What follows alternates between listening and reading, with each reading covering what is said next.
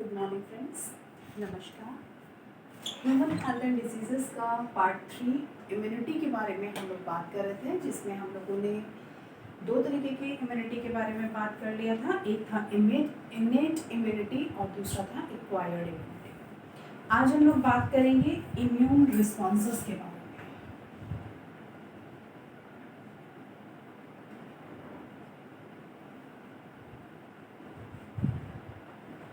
Immune response क्या होता है? इम्यून रिस्पॉन्स ये वो रिस्पॉन्सेस हैं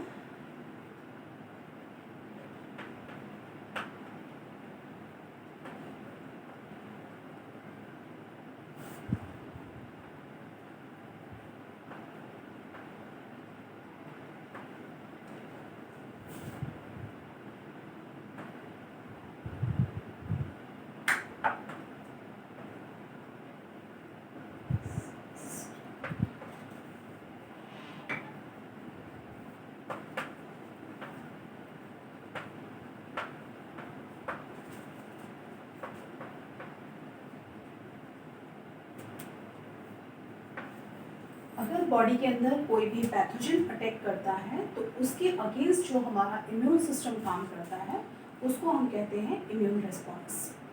अब ये इम्यून रिस्पॉन्स को हम दो पार्ट्स में डिवाइड कर लेते हैं। एक होता है primary immune response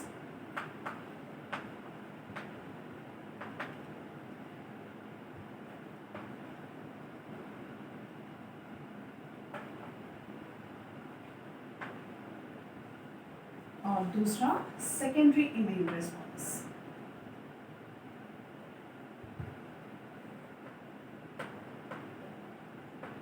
primary word अपने आप में डेजिग्नेट कर रहा है बेसिक स्टेप पर।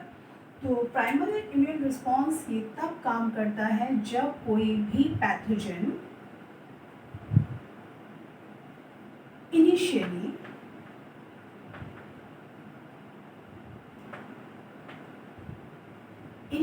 अटैक करता है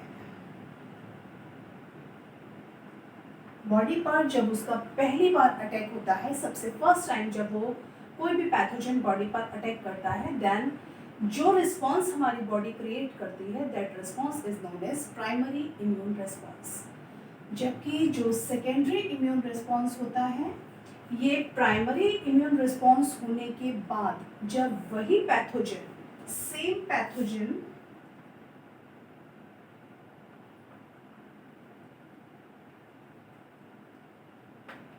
attacks second time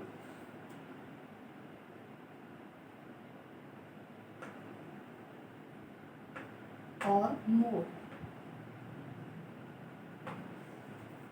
वही पैथोजन जब दोबारा या उसके बाद फिर कभी बॉडी पर अटैक करता है तो जो रिस्पॉन्स बॉडी क्रिएट करती है उसको कहते हैं secondary immune response. Primary immune response ये बहुत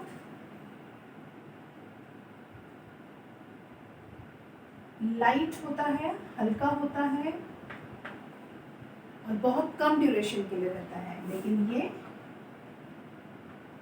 हाईली इंटेंस होता है।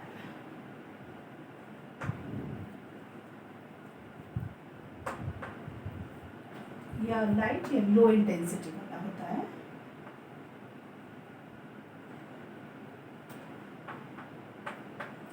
इसका जो टर्म होता है वो तकरीबन लॉक पीरियड जो होता है इसका वो 1 से 4 डेज का होता है और हाईएस्ट पीक टाइम होता है इसका वो तकरीबन 4 to 7 डेज या 7 to 10 डेज होता है।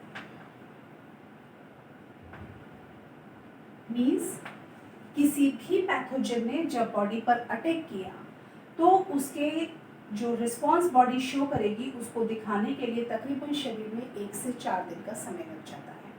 और जो इसका पीक टाइम होता है जब बॉडी पर वो पैथोजन पूरी तरीके से अटैक कर चुका और बॉडी पूरी तरीके से उसको रिकवर करेगी, वो टाइम तकरीबन 7 से 10 दिनों का लग जाता है। जबकि सेकेंडरी इम्यून रिस्पॉन्स के लिए ये 3 से 5 दिन का ही रह जाता है, टाइम ड्यूरेशन शॉर्ट हो जाती है।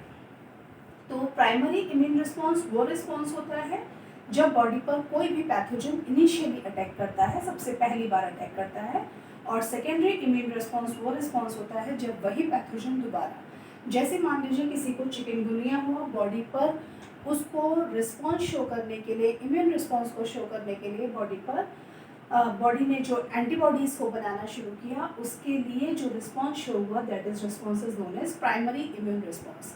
अब बॉडी उस रोग से ग्रसित हो गई, चिकनगुनिया से ग्रसित हो गई, लेकिन धीरे धीरे 7 से 10 दिन बाद, 15 दिन के बाद बॉडी में चिकनगुनिया के अगेंस्ट सारे एंटीबॉडीज़ बनकर तैयार हो गए। अब अगली बार जब कभी भी चिकनगुनिया के जो वायरसेस हैं वो बॉडी पर अटैक करेंगे, तो वो सेकेंडरी इम्यून रिस्पॉन्सेस के थ्रू वो बॉडी को इफेक्ट नहीं कर पाएंगे और ये चिकनगुनिया इन ऑल फ्यूचर में फिर कभी दोबारा नहीं होगा। ये पार्ट ऑफ एक्वायर्ड इम्यूनिटी। यहाँ पर कोई मेमोरी काम नहीं करती, नो मेमोरी, और यहाँ प्राइमरी रिस्पॉन्स की, इम्यून रिस्पॉन्स की जो मेमोरी है ये उसी पर बेस्ड होता है।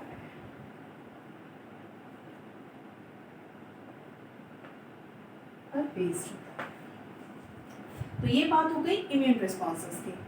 अब ये जो प्राइमरी और सेकेंडरी इम्यून रिस्पॉन्सेस होते हैं, दोनों ही तरीके के जो रिस्पॉन्सेस होते हैं, इनके लिए special types of cells responsible होते हैं। इन सेल्स को हम कहते हैं B lymphocytes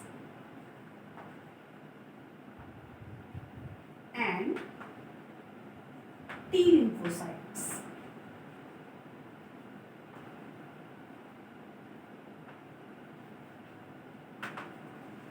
B lymphocytes and T lymphocytes. ये लिम्फोसाइट्स जो होते हैं ये basically part of WBC, white blood corpuscles का पार्ट है ये। उसी के एक पार्ट से स्पेशल टाइप्स ऑफ सेल्स बनते हैं जिनको हम B lymphocytes and T lymphocytes कहते हैं। बी लिम्फोसाइट्स का फंक्शन होता है एंटीबॉडीज को बनाने का, और टी लिम्फोसाइट्स का काम होता है बी लिम्फोसाइट्स को एक्टिवेट करने का। तो दोनों का ही होना इम्पॉर्टेंट है। दोनों के प्रेजेंस के बिना कोई भी एंटीबॉडी काम नहीं कर सकती। तो यहाँ हम लोगों ने बात कर ली इम्यून रिस्पॉन्सेस की। अब हम लोग बात करते हैं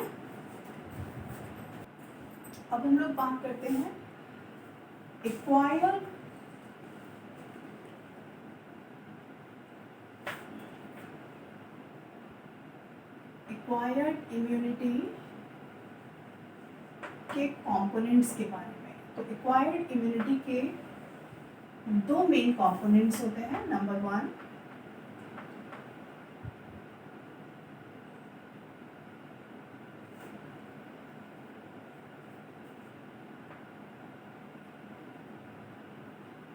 humoral mediated immunity and number 2 cell mediated immunity।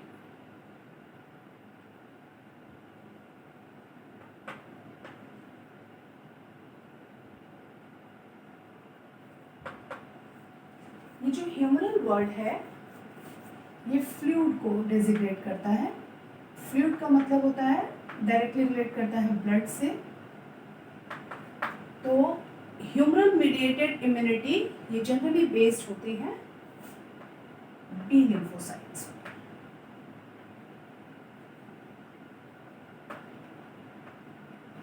B lymphocytes and T lymphocytes.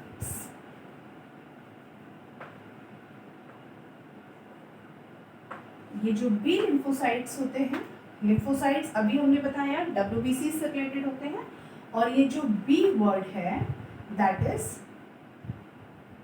Bursa of Fabricius. ये बर्ड में पाया जाने वाला एक मेन ऑर्गन होता है, उसके ऊपर से नाम दिया गया B lymphocyte that is bursa of Fabricius. और ये जो टी लिम्फोसाइट है, here T designate for thymus. ये जो लिम्फोसाइट्स हैं ये थाइमस में डेवलप होते हैं और बोन मैरो से पैदा होते हैं। Form from bone marrow, bone marrow में पाए जाने वाले stem cells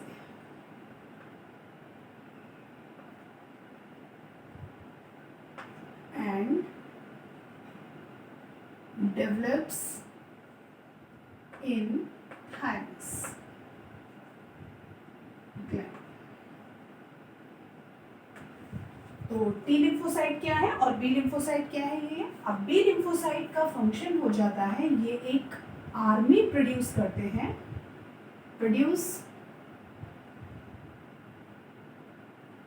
army of proteins की एक आर्मी प्रोड्यूस करते हैं जिसका नाम होता है एंटीबॉडीज।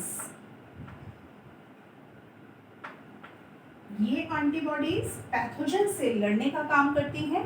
जो भी बाहरी पैथोजन बॉडी के अंदर आ जाता है उनके अगेंस्ट लड़ने का काम करती हैं। और ये जो बी लिम्फोसाइट्स होते हैं ये बेसिकली फाउंड इन ब्लड या ब्लड वेसल्स में पाए जाते हैं। इसीलिए इसको इस तरीके की मीडिएटेड जो इम्यूनिटी होती है उसको ह्यूमरल मीडिएटेड इम्यूनिटी कहा जाता है। जो फ्लूइड या ब्लड में प्रेजेंट होती है that is known as humoral mediated immunity. ये ह्यूमरल मीडिएटेड इम्यूनिटी दो तरीके के सेल से बेस्ड होती है। पहला B lymphocytes and number 2 T lymphocytes. B lymphocytes जो होते हैं ये एक आर्मी ऑफ प्रोटीन्स प्रोड्यूस करते हैं जिनको हम एंटीबॉडीज कहते हैं। इन एंटीबॉडीज का मेन फंक्शन होता है किसी भी पैथोजन के अगेंस्ट बॉडी से लड़ना और ये हमारे ब्लड में पाए जाते हैं। टी लिम्फोसाइट्स जो होते हैं इनका काम होता है टू एक्टिवेट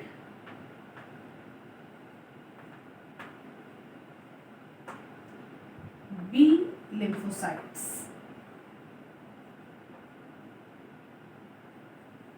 जब तक कि ये बी लिम्फोसाइट्स को एक्टिवेट नहीं करेंगे एंटीबॉडीज नहीं बनेंगे तो ह्यूमरल मीडिएटेड इम्यूनिटी नहीं होगी तो एक्वायर्ड इम्यूनिटी नहीं होगी और बॉडी डिफेंड नहीं कर पाएगी किसी भी बाहरी पैथोजन के अगेंस्ट। अब हम लोग बात करते हैं नंबर 2 सेल मीडिएटेड इम्यूनिटी। अब हम लोग बात करते हैं सेल मीडिएटेड इम्यूनिटी के बारे में। सेल मीडिएटेड इम्यूनिटी का मतलब डायरेक्टली इसमें ये सेल्स के थ्रू होती है। ये इम्यूनिटी किसी स्पेशल टाइप ऑफ सेल्स के थ्रू होती है। वो सेल्स कौन से होते हैं? T lymphocytes. अभी हम लोगों ने ह्यूमरल मीडिएटेड इम्यूनिटी के बारे में बात की थी जो एंटीबॉडीज के कारण हो रही थी और वो एंटीबॉडीज कहाँ प्रेजेंट थी? ब्लड में प्रेजेंट थी, इसलिए हमने उसको नाम दे दिया ह्यूमरल मीडिएटेड इम्यूनिटी।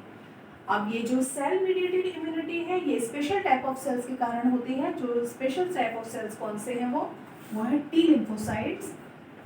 ये टी लिम्फोसाइट्स जो होते हैं ये रिस्पॉन्सिबल होते हैं उन जैसे कि आप ऑर्गन ट्रांसप्लांटेशन की बात करें,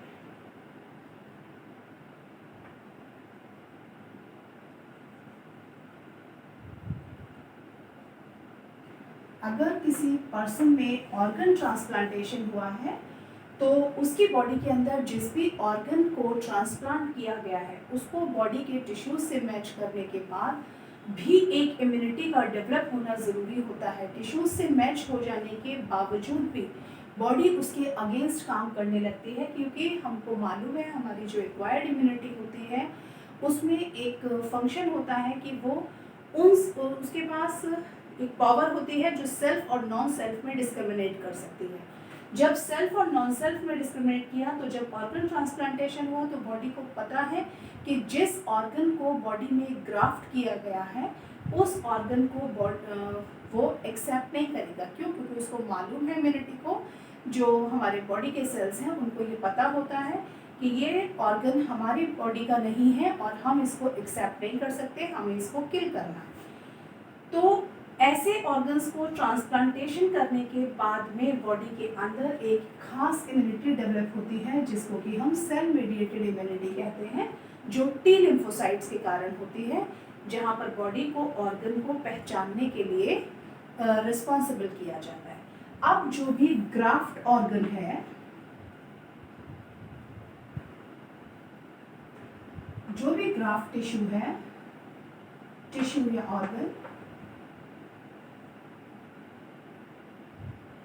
वो एक तरीके का फंक्शन शो करता है जिस फंक्शन में बॉडी इसको एक्सेप्ट नहीं कर पाती है, और इसलिए ऐसे पर्सन्स को इसको हम कहते हैं ग्राफ्ट रिजेक्शन।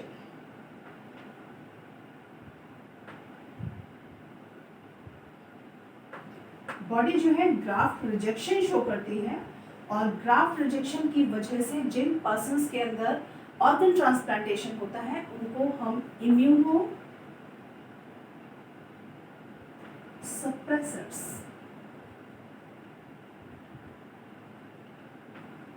वाया इंजेक्शंस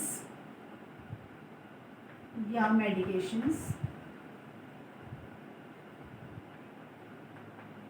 दिलवाए जाते हैं, जिससे कि बॉडी लगातार उन सेल्स को डेवलप करती रहे जो ऑर्गन ट्रांसप्लांटेशन के समय उस ऑर्गन को एक्सेप्ट कर ले।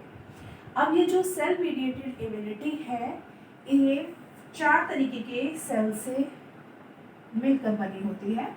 सबसे पहले होते हैं, number 1 is cytotoxic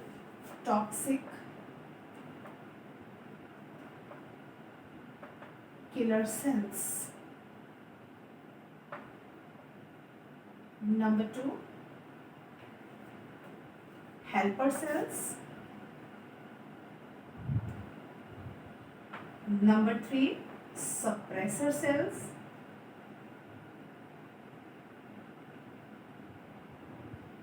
And number 4, memory cells.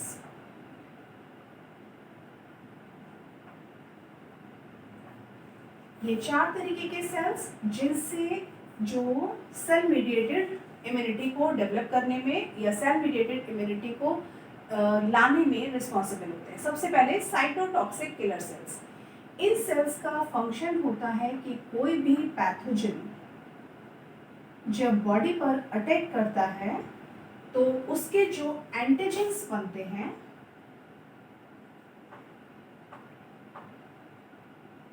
उनको पहचानना, और पहचानने के बाद उनको किल करना, रिकॉग्नाइज करना, और रिकॉग्निशन के बाद में उनको अटैक करके किल कर देना। इसलिए इनको हम किलर सेल्स भी कहते हैं। मेन फंक्शन कि जो पैथोजन बॉडी के अंदर आया है उसके अगेंस्ट जो एंटीजेंस बने हैं उन एंटीजेंस को रिकॉग्नाइज करके उनको मार देने का काम होता है साइटोटॉक्सिक किलर सेल्स का। अब इसके बाद हेल्पर सेल्स। इन हेल्पर सेल्स का क्या काम होता है? ये हेल्पर सेल्स बॉडी के अंदर जितने भी एंटीबॉडीज को बनाने का काम करते हैं। कैसे? ये टी लिम्फोसाइट्स बनाते हैं,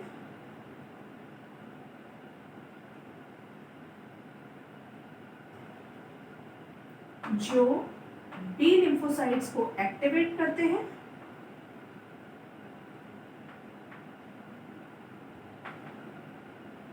और उसके बाद एंटीबॉडीज बनाते हैं। और ये एंटीबॉडीज बॉडी की हेल्प करते हैं, रक्षा करते हैं अपने इम्यून सिस्टम को इम्यून सिस्टम के थ्रू, जिससे कि बॉडी पर दूसरे किसी और बॉडी के जो स्पेशल या इम्पॉर्टेंट सेल्स हैं उनकी किल या वो न मर पाए, इसलिए ये हेल्पर सेल्स कहलाते हैं। इसके साथ साथ सप्रेसर सेल्स होते हैं। अब इन्होंने तो पहचान कर बचा लिया, इन्होंने मारने का काम करना शुरू कर दिया। अब ये जो सप्रेसर सेल्स होते हैं इनका मेन फंक्शन होता है इन दोनों सेल्स को रेगुलेट करने का, इन दोनों सेल्स को रेगुलेट करने का कि कोई भी जब पैथोजन बॉडी के अंदर आया था उसके ऊपर जो एंटीजेंस थे उनको रिकॉग्नाइज किया, उनको मारा, मारने के बाद में बॉडी ने हेल्प किया, जो लिम्फोसाइट्स थे उनके थ्रू एंटीबॉडीज़ बनाकर जो अच्छे सेल्स थे उनको बचाने का काम किया। अब ये साइटोटॉक्सिक किलर सेल्स जो ऐसा ना हो कि जो सेल्फ और नॉन सेल्फ का जो डिस्क्रिमिनेशन है उसको भूल जाएं और ये अच्छे सेल्स को भी मारते चले जाएं, इसलिए सप्रेसर सेल्स इनको सप्रेस करने का काम कर देते हैं। इसके बाद मेमोरी सेल्स होते हैं। इन मेमोरी सेल्स का फंक्शन होता है कि जो प्राइमरी रिस्पॉन्स के समय पर जो भी इम्यूनिटी डेवलप हुई थी उस मेमोरी को तैयार रखते हैं, जिससे कि ये आगे जाकर के सेकेंडरी टाइम पर ये एक्टिव हो सके। तो ये हमने बात की सेल मीडिएटेड इम्यूनिटी के बारे में। अब हम लोग बात करते हैं दो स्पेशल टर्म्स जो हम लोग बार बार यूज कर रहे हैं, एंटीजन एंड एंटीबॉडीज। एंटीजन क्या है? इम्यूनोजेंस। इम्यूनोजेंस का मतलब इम्यून प्लस जनरेशन।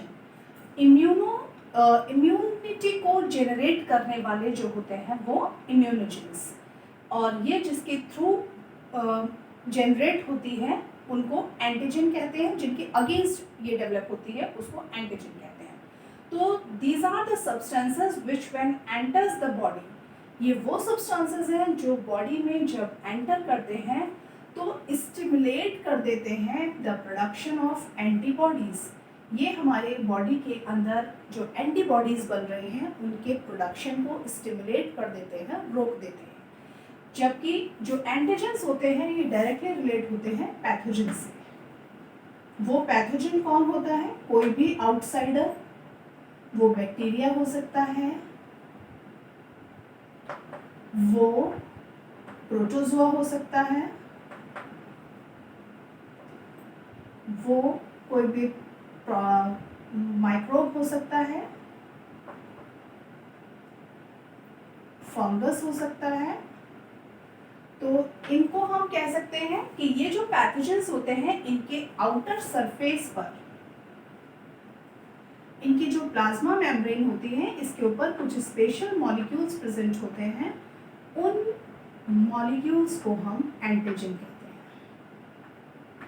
और ये एंटीजन से फाइट करने के लिए जो सिस्टम डेवलप होता है दैट इज इम्यून सिस्टम। और इनको पहचान कर हमारी बॉडी के अंदर जो भी इम्यूनिटी डेवलप होती है उसके लिए जो एंटीबॉडीज़ बनती हैं। अब ये एंटीबॉडीज़ क्या है? These are immunoglobulins.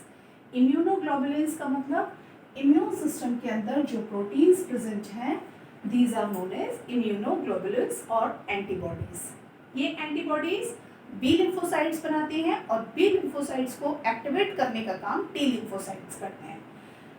ये चेन ऑफ प्रोटीन्स होती हैं, इम्यूनोग्लोबुलिन्स या फिर एंटीबॉडीज कह सकते हो। चेन ऑफ प्रोटीन या स्पेशल कैटेगरी ऑफ प्रोटीन्स होते हैं produced in response of antigenic stimulation. इनका मेन फंक्शन होता है कि जो एंटीजन ने जिस चीज़ को स्टिमुलेट किया है उसके अगेंस्ट ये रेस्पॉन्स क्रिएट करते हैं, उसके अगेंस्ट ये इम्यूनिटी को डेवलप करते हैं। हर एंटीजेनिक मॉलिक्यूल जो होता है वो 4 पेप्टाइड चेन का बना होता है, जिसमें कि 2 हैवी चेन्स होती हैं, ये लार्ज होती हैं, बड़ी होती हैं, और 2 स्मॉल चेन्स होती हैं जिनको लाइट चेन्स कहा जाता है।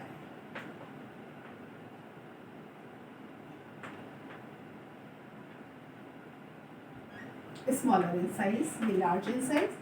तो इसका अगर एक जनरल फॉर्मूला देख ले तो होता है H2N2। तो यहाँ पर हम लोगों ने एंटीजन और एंटीबॉडीज के बारे में बात कर लिया। कल हम डिफरेंट टाइप की एंटीबॉडीज के बारे में और एंटीबॉडी का जो एक डायग्राम है उसका डीप स्टडी करेंगे।